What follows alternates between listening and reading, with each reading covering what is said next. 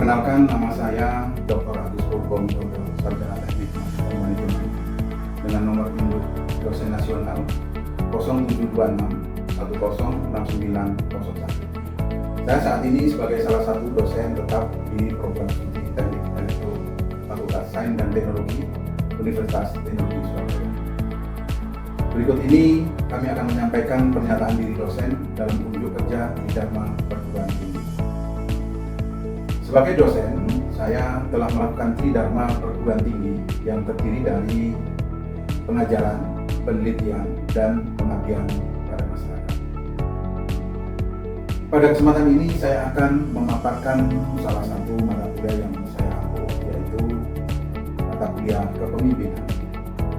Dalam perkuliahan ini, saya menerapkan model DII, yaitu Delivery, Interaction, dan Assessment, yang merupakan sistem model pembelajaran yang saya terapkan selama ini dalam pelaksanaan perkuliahan. Delivery itu menunjukkan bahwasannya saya akan menyediakan bahan ajar bagi mahasiswa untuk dapat belajar dan agar materi yang saya berikan dapat diterima dengan baik oleh mahasiswa dengan memberikan contoh-contoh yang ada. Interaction adalah pembelajaran tatap muka antara saya sebagai dosen mengajar dan mahasiswa, dapat berupa tanya jawab dan diskusi agar pelaksanaan perkuliahan bisa maksimal dan agar tujuan perkuliahan bisa tercapai dengan baik. Assessment digunakan untuk mengukur keluasan dan kedalaman materi yang sudah dipelajari oleh mahasiswa dan mengukur kemampuan mahasiswa dalam menerima materi pembelajaran secara objektif. Assessment dapat berupa penugasan terstruktur, kuis, ujian tengah semester maupun ujian akhir semester. Sebelum masuk pada video pembelajaran, saya akan menyampaikan beberapa hal tentang mata kuliah kepemimpinan, seperti deskripsi mata kuliah, capaian pembelajaran, materi pembelajaran, metode pembelajaran, sistem pembelajaran, dan sistem pendidikan. Mata kuliah kepemimpinan dengan kode mata kuliah E201735-035 dilaksanakan pada semester 5 dengan beban SKS sebesar 3 SKS. Mata kuliah kepemimpinan memberikan pembekalan bagi mahasiswa secara holistik yang berfokus pada bidang keilmuan sosial dan ekonomi. Mata kuliah kepemimpinan bertujuan agar mahasiswa mampu memahami dan merinci serta menerapkan konsep dan teori kepemimpinan dalam dunia kerja, sekaligus dapat bekerja sama dengan pimpinan. Mata kuliah kepemimpinan meliputi konsep tentang kepemimpinan, teori kepemimpinan, gaya kepemimpinan, model kepemimpinan, dinamika kepemimpinan, serta pengembangan kepemimpinan. Mata kuliah kepemimpinan mengkaji tentang konsep pemimpin dan kepemimpinan, latar belakang lahirnya pemimpin, persyaratan seorang pemimpin, fungsi, peranan, dan aspek utama kepemimpinan, tipe dan gaya kepemimpinan, teori-teori kepemimpinan, pendekatan terhadap model kepemimpinan, kepemimpinan visioner, dinamika kepemimpinan, serta pengembangan. Mata kuliah ini disajikan secara teori dan penugasan manajemen sebagai produk akhir mata kuliah dalam bentuk kajian studi kasus. Capaian pembelajaran lulusan atau CPL, program studi yang dibebankan pada mata kuliah ini meliputi sikap, pengetahuan, keterampilan umum, dan keterampilan khusus yang diperoleh dari setiap bahan kajian atau referensi yang digunakan. Capaian pembelajaran lulusan diantaranya adalah 1. Menunjukkan nilai-nilai agama, prinsip Pancasila, dan kearifan lokal ke dalam kehidupan individu, sosial, dan kemasyarakatan. Yang kedua, menerapkan etika akademik, profesionalisme, dan integritas di bidangnya. Kemudian yang ketiga, menunjukkan pengetahuan administrasi publik sebagai bagian dari ilmu sosial dalam konteks pembangunan benua maritim. Yang keempat, menunjukkan pemahaman tentang elemen, prinsip, dan fungsi administrasi publik untuk mendukung kegiatan dalam kebijakan publik dan manajemen. Dan yang terakhir, dapat menggunakan keterampilan komunikasi, lisan, dan tertulis yang efektif dalam konteks akademis dan profesional. Capaian pembelajaran mata kuliah atau CPMK dalam mata kuliah ini adalah mahasiswa mampu menjelaskan latar belakang lahirnya pemimpin dan berbagai teori-teori pendekatan dan model kepemimpinan serta dinamika kepemimpinan dan upaya pengembangan kepemimpinan. Dengan sub CPMK atau kemampuan akhir yang direncanakan adalah mahasiswa mampu memahami pengertian pemimpin dan kepemimpinan, mahasiswa mampu memahami latar belakang munculnya atau lahirnya pemimpin, mahasiswa mampu memahami persyaratan yang harus dipenuhi oleh seorang pemimpin, mahasiswa mampu memahami fungsi dan peranan serta aspek utama kepemimpinan, mahasiswa mampu memahami tipe dan gaya kepemimpinan, mahasiswa mampu memahami beberapa teori kepemimpinan, mahasiswa mampu memahami pendekatan terhadap model kepemimpinan, mahasiswa mampu memahami tentang ciri-ciri kepemimpinan visioner, mahasiswa mampu memahami tentang dinamika kepemimpinan, dan yang terakhir mahasiswa mampu memahami pengembangan kepemimpinan. Bahan kajian mata kuliah kepemimpinan terdiri dari pengertian pemimpin dan kepemimpinan, yang kedua hakikat kepemimpinan, kemudian pemimpin formal dan informal, komponen kepemimpinan, persyaratan kepemimpinan, perbedaan kepemimpinan dan manajer, fungsi kepemimpinan, peranan kepemimpinan, aspek utama kepemimpinan, gaya-gaya kepemimpinan, pemimpin transaksional, teori kepribadian perilaku, teori kepribadian situasional, kemudian pendekatan kepemimpinan, model kepemimpinan kontingensi Fiedler, model partisipasi pemimpin Fromm dan Yetton, model jalur tujuan Pak Gul model, model kepemimpinan situasional Hersey Blend Katz, kemudian hubungan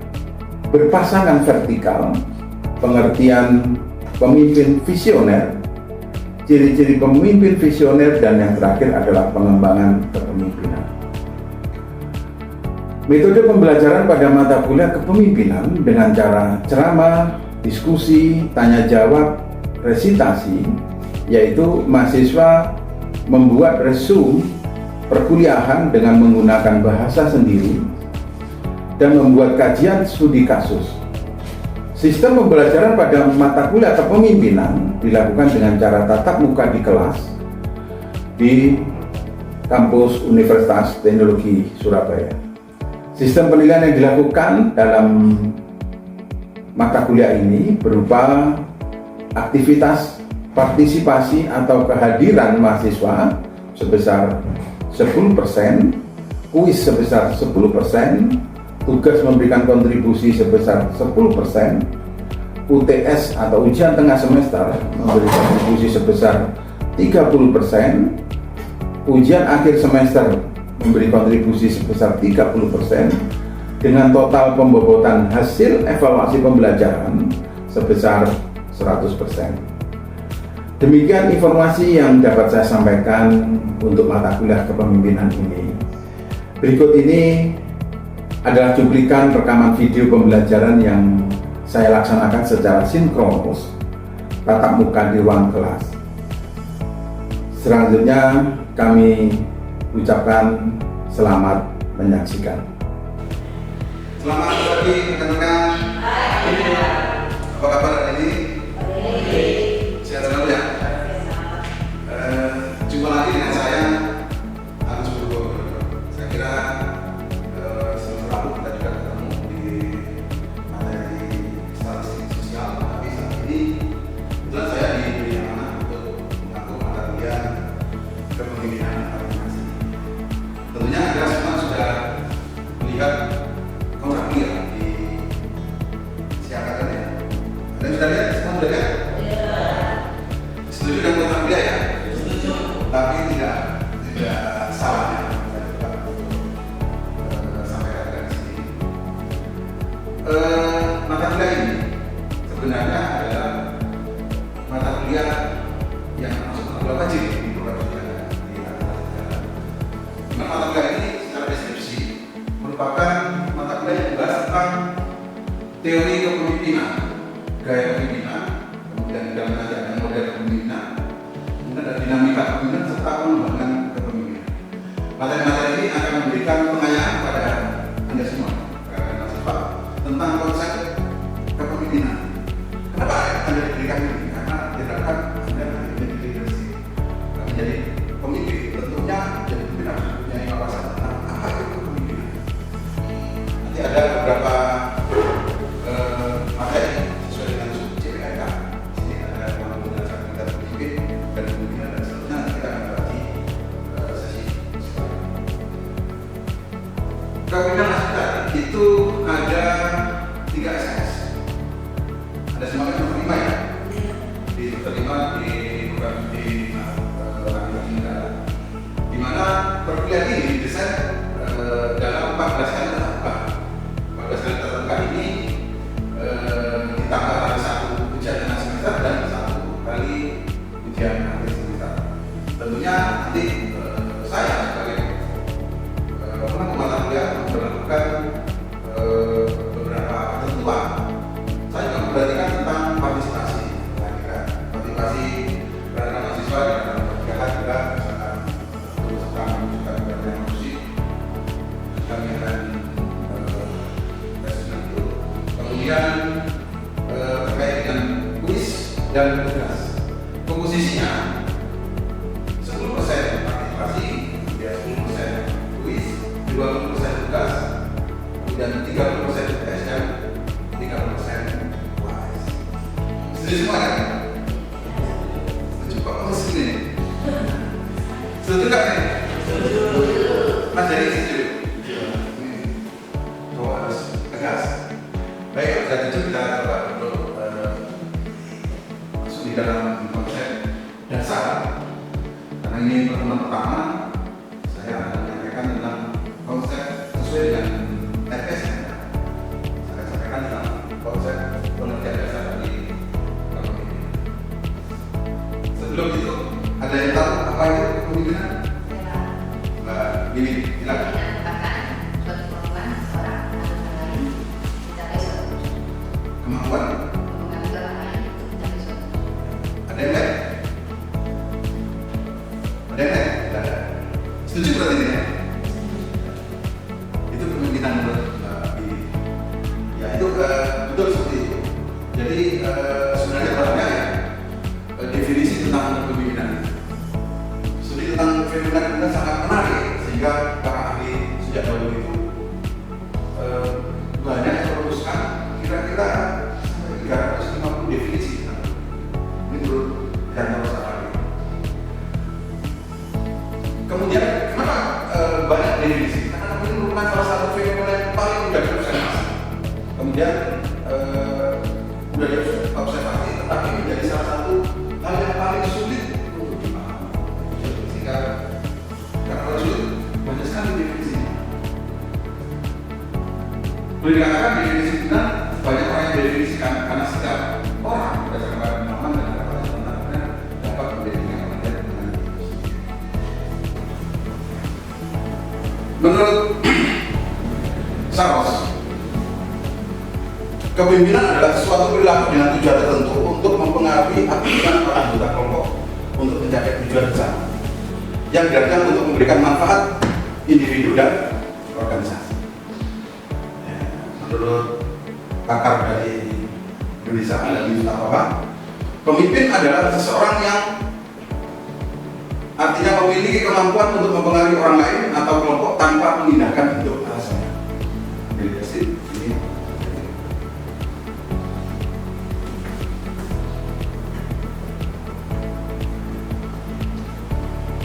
Kasih Kartono, pemimpin adalah seorang pribadi yang memiliki kecakapan dan kelebihan khususnya kecakapan dan kelebihan di satu bidang sehingga dia mampu mempengaruhi orang-orang lain untuk bersama-sama melakukan aktivitas-aktivitas tertentu demi pencapaian satu atau beberapa tujuan.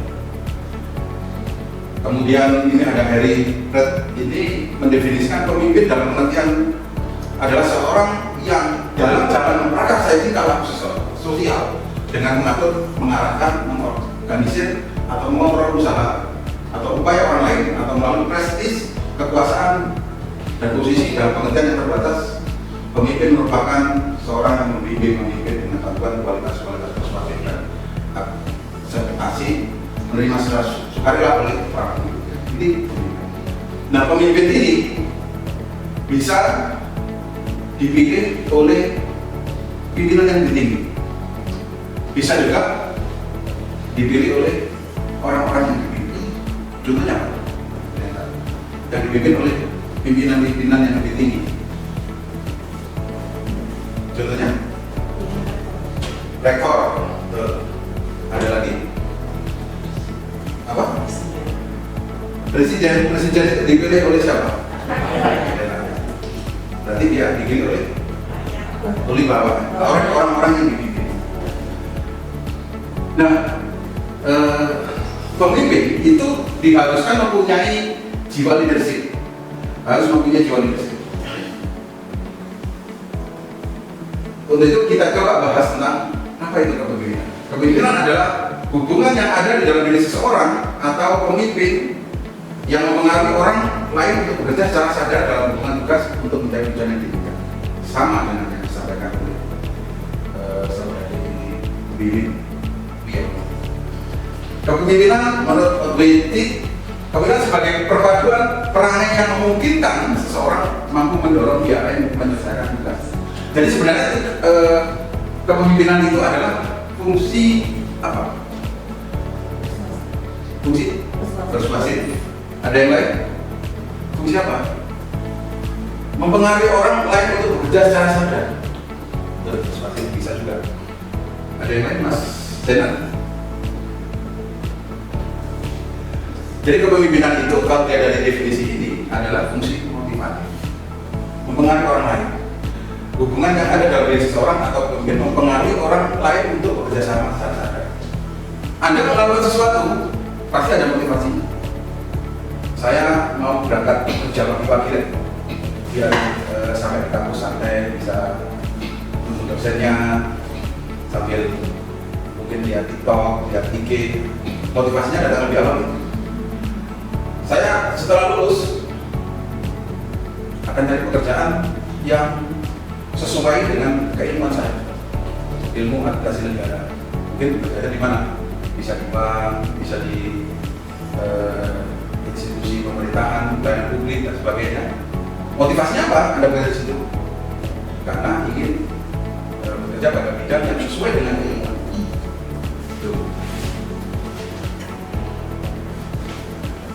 Definisi lain dari Rox dan Beckley, kepemimpinan adalah proses mempengaruhi aktivitas sebuah kelompok yang diorganisasi ke arah pencapaian tujuan.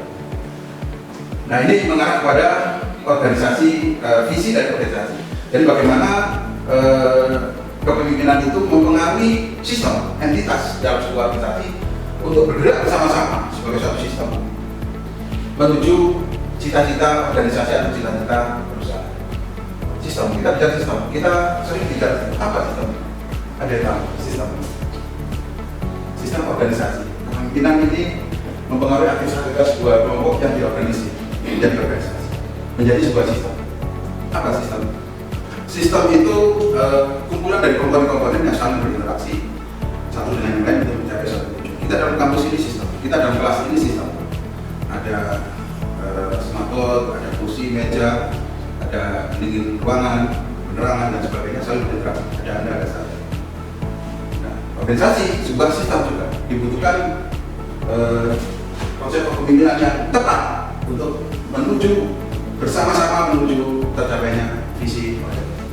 Menurut Katz dan Tan, kepemimpinan adalah peningkatan pengaruh sedikit demi sedikit pada dan berada di atas kepatuhan mekanis terhadap pengaruh di atas di kontekstual. Kemudian menurut Henry dan Kohn, kepemimpinan adalah perilaku dari seseorang individu yang memimpin aktivitas suatu kelompok ke suatu tujuan yang ingin dicapai bersama. Artinya apa dari tiga ini? Sama kan? Artinya apa? Dia kepemimpinan adalah apa? Mempengaruhi, mengorganisir suatu sistem. Tidak hanya sumber daya manusia, juga mengorganisir beberapa sumber daya yang ada di organisasi. Nah, definisi kepemimpinan ini verifikasi. Kepemimpinan adalah fenomena antara pemimpin, pengikut, dan situasi. Kepemimpinan ini fenomena pemimpin, pengikut, situasi. Ini membentuk karakter kepemimpinan. Walaupun misalkan seorang pemimpin menerapkan model kepemimpinan tertentu, tapi dia tetap akan dipengaruhi oleh implikasi dari pengikut dan situasi dan pemimpin ini membentuk karakter. Kepemimpinan adalah ilmu dan juga seni. Betul. Kepemimpinan adalah suatu proses dan bukan posisi. Proses, bukan posisi. Posisinya apa? Pemimpin. Kepemimpinan adalah rasional dan juga emosi. Mungkin sebelum saya lanjutkan ada pertanyaan. Pak Puput, ada pertanyaan? Mas Andi? Mas Zainal, silakan bertanya. Tidak ada. Mas Andi? Pak Bibi? Mbak Eka?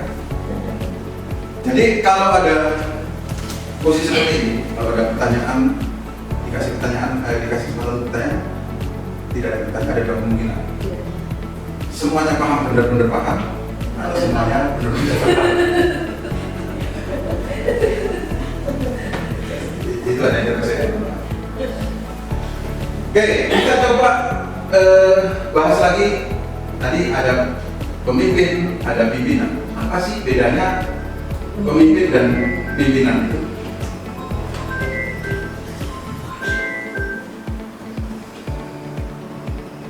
Dalam bahasa Inggris, pemimpin sama dengan leader, sedangkan pimpinan sama dengan manajer, eksekutif atau administrator.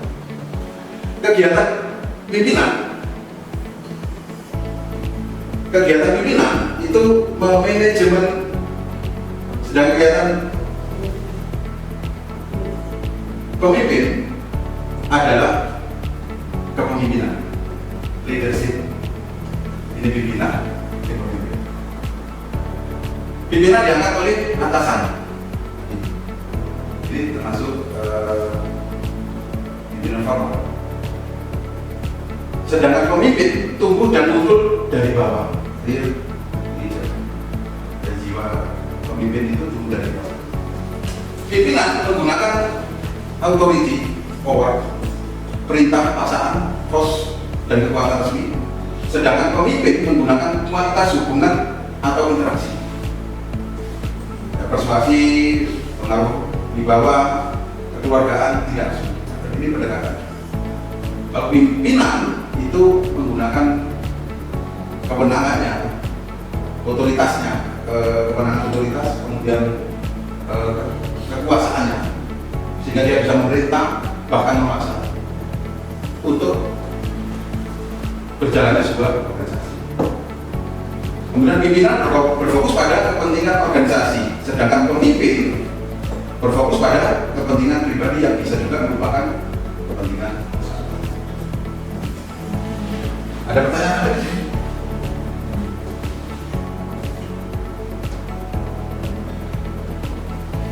Nah, ada lagi pemimpin formal dan pemimpin informal. Ya, pemimpin formal itu legalitas formal dengan menunjukkan oleh pihak berwenang dengan masa jabatan. Pemimpin formal harus memenuhi syarat-syarat tertentu. Bagaimana pemimpin informal tidak mendapatkan penunjukan formal?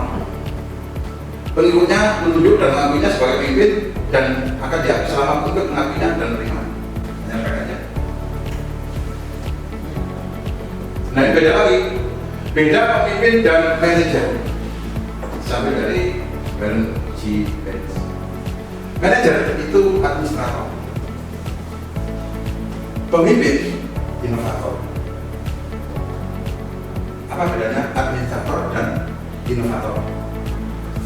Administrator adalah seorang pelaksana, sedangkan pemimpin di sini adalah buat ide atau gagasan itu yang dilaksanakan dalam sebuah instansi ataupun sebuah komunitas. Ya, betul sekali. Ada pandangan lain?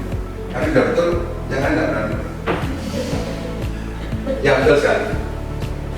Administrator ada apa mas? Pelaksana. Inovator Sebagai pemimpin ide gagasan mencari beberapa metode yang akan dilaksanakan kepada administrator. manajer itu pelaksanaan yang melaksanakan tugas dari job deskripsi yang dia yang dibebankan pada dia. Pemimpin itu adalah inovator. Inovator itu adalah orang yang mampu menghasilkan konsep-konsep inovasi. Apa inovasi itu? Inovasi adalah segala sesuatu proses yang menghasilkan sesuatu yang baru. Itu inovasi. Inovasi sangat dipengaruhi kreativitas. Pemimpin harus kreatif. Kalau ada anak buahnya yang lelet, itu yang dimarahin anak buahnya. Padahal kalau ditelusuri ternyata anak buahnya ini tidak pernah diberdayakan oleh pimpinan. Maka itu perlu ditelusuri. Kenapa demikian? Bisa saja anak buahnya sebenarnya mau bekerja dengan baik, tetapi karena tidak diberdayakan sehingga dia menjadi berbeda atau tidak sesuai dengan harapan dari institusi. Inovator bersifat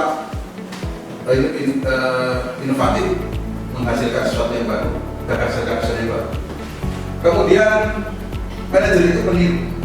Kalau pemimpin, karena dia inovator, maka dia harus kreatif dan original.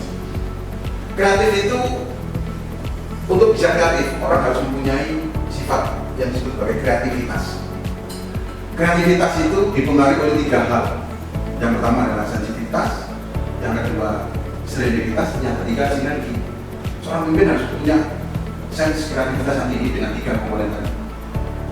Sensitivitas, kemampuan untuk mengidentifikasi masalah yang ada. Dalam organisasi, seorang pemimpin harus pintar mengidentifikasi ini ada masalah, kita harus pecahkan masalah. Kemudian yang kedua serendipititas, kemampuan untuk mengidentifikasi sesuatu yang belum pernah teridentifikasi sebelumnya, benar-benar kreatif. Contohnya apa?